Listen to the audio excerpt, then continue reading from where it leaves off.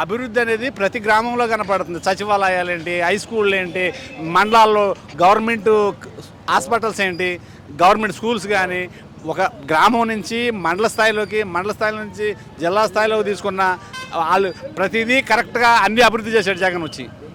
అదే ప్రతి ఇంటికి ఆ రోజు జగన్ ఉండగా ఒక మనిషి చనిపోతే డెత్ సర్టిఫికేట్ కానీ, ఒక ఫ్యామిలీ సర్టిఫికేట్ కానీ డైరెక్ట్ ఇంటికి తెచ్చిచ్చారు. ఏది సచివాలయం కానీ వీళ్ళు మన వాలంటీర్లు కానీ. ఇవాళ ఎవడండి అసలు మండలం ఆఫీస్కి వెళ్తే ఏమి ఎత్తావు, ఏమి ఎత్తావు అని అడుగుతున్నారు. ఒక డెత్ సర్టిఫికేట్ తీసుకోవాలంటే నువ్వు ఏమి ఎత్తావు, 10,000 ఎత్తవా, 5,000 ఎత్తవా? ఏంటండి ఇది అసలు? ఇప్పుడు నాయకులు ఎలా దోసుకుంటున్నారు, ప్రజలు కూడా అలాగే దోసుకుంటున్నారు. నాయకులు ఎలా దోసుకుంటున్నారు, ఎంప్లాయీస్ కూడా అలాగే దోసుకుంటున్నారు.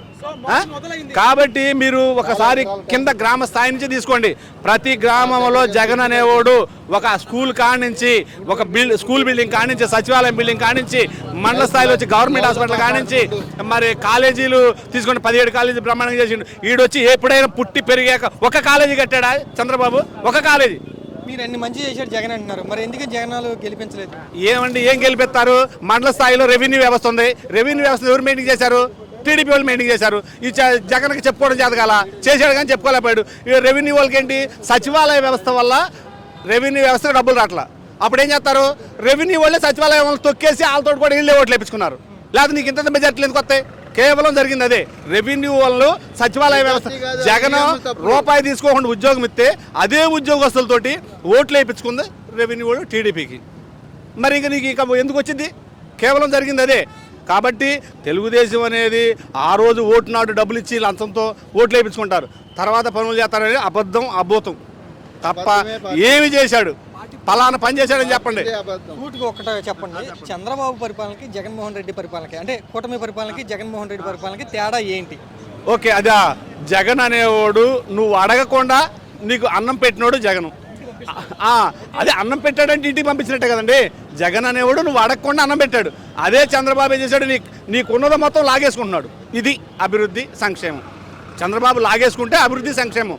అదే జగన్ పెడితే అది కాదు, శూన్యం. ఏ విధంగా లాగేస్తున్నారు చంద్రబాబు? ఏ విధంగా ఏంటండి, నీకు చెప్పింది ఏంటి? అలా కరెంటు బిల్లు తగ్గిస్తానండు. కరెంట్ ఏం చేశాడు? ఎక్కగానే కరెంటు బిల్లు తగ్గిస్తున్నాడు కదా. కరెంటు బిల్లు తగ్గుతానా లేదా? ఇప్పుడు పెరిగాక చేసింది ఏంటి? గెలిచా చేసింది పెంచేశాడా? అది లాక్కున్నాడు కదా. అది కాదు, ఇంటి పన్ను మొత్తం ఇంటి పన్ను వేశాడు, అది వేశాడు. భూములు ఏమన్నాడు, నేను జగన్ గెలిచి లాగేసుకుంటున్నాడు, భూములు లాగేసుకుంటాడు అని చెప్పాడు. ఇప్పుడు నువ్వేం చేస్తున్నావు? నువ్వు రీసర్వే నువ్వు ఓపెన్ చేసావుగా. అంటే నువ్వు చేస్తేనేమో బాగోతావు, ఎదరోళ్ళు చేస్తే లంజా. చెప్పు, నువ్వు చేస్తే బాగోతాం, ఎదరోళ్ళు చేస్తే లంజా. ఇదా సంక్షేమం? చెప్పు. జగన్ గెలిచింటి పాడి మీ భూములు లాగేసుకున్నాడేమో. మరి ఇప్పుడు చంద్రబాబు కూడా లాగేసుకుంటా? చంద్రబాబు లాగేసుకుంటా? చెప్పు. చంద్రబాబు లాక్కుంటాడంటే జగన్ కూడా లాక్కున్నట్టే. ఇప్పుడు చంద్రబాబు నిజంగా లాక్కున్నాడా? లాక్కుంటే చంద్రబాబు అప్పుడు జగన్ కూడా లాక్కున్నట్టే. అంటే ఇప్పుడు చంద్రబాబు ఇస్తున్నట్ట లాక్కున్నట్ట? ఫస్ట్ మీరు చెప్పండి, యాంకర్గా మీరు చెప్పండి ఒకసారి. నేను అడుగుతుంగా, మీరు చెప్పండి. ఇప్పుడు చంద్రబాబు లాక్కుంటున్నాడా, జనాలకి ఇస్తున్నాడా? మీరు ఆయన చెప్పాలి. మీరు చెప్పండి.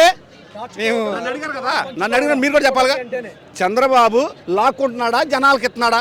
సర్వే చేసి చెప్పండి. మీరు మాట్లాడరా? కాబట్టి చంద్రబాబు చేస్తేనేమో అది మంచి, ఇది ఎదటోళ్ళు చేస్తే భాగవతం. ఎవండి ఆ రోజు కాదు, ఆ రోజు ఇండియాలో మగోడెవడు, మడ్డగల మగోడు లేక ఎవడైనా సరే అరే భూ సర్వే చేయమంటే ఎవడు చేయలేకపోయిండు. జగన్ అనేవాడు ఒక్క మగళ్ళ కాళ్ళు ఎగరేసి చేశాడు.